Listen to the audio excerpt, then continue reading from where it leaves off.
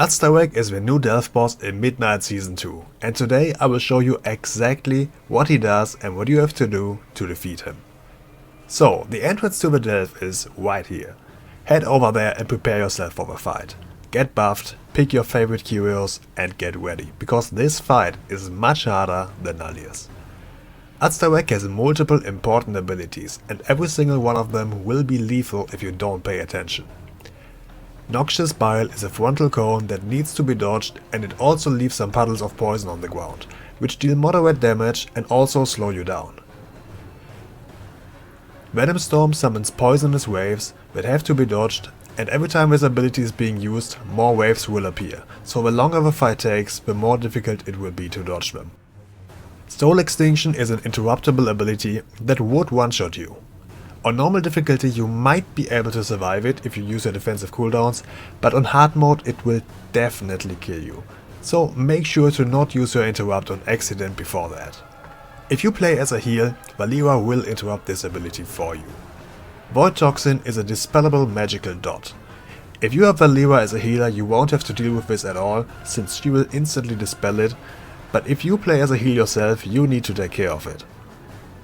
Serpent Strike is a tank buster dealing high physical damage against tank specs only. At 90%, 60% and 30%, Azta'Rec will enter an intermission phase, which is a little memory game. He will jump to the middle and start casting Azta'Rec's Sermon. You see how the arena is split into 4 parts? He will, multiple times in a row, hit 3 of these 4 sections. You can clearly see which area is the safe spot. However, after finishing this ability, the boss will cast Azta'Rec's Echo, where he will hit the exact same spots in the same order again, but this time with no visual clues indicating where the safe spot is. So you have to memorize the spots you can move to.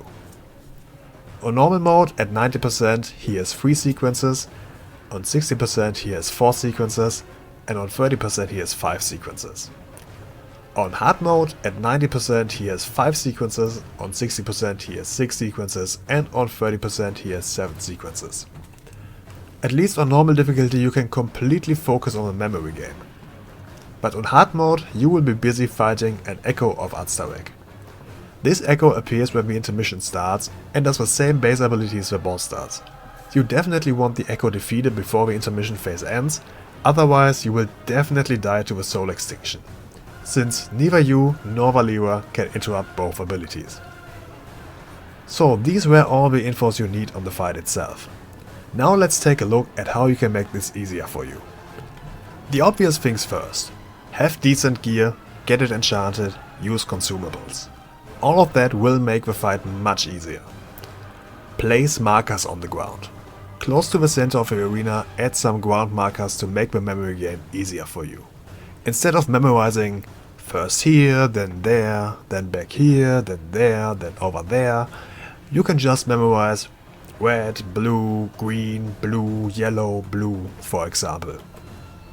This makes it much easier.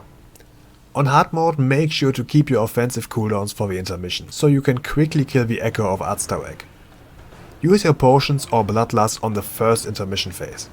The echo always has the same amount of hit points, but the second and third intermission phase take longer since there are more sequences. Also, the echo spawns exactly where the boss stands when the intermission begins, and Valeera sometimes stuns the echo, which makes it unnecessarily difficult to kill the mob in time.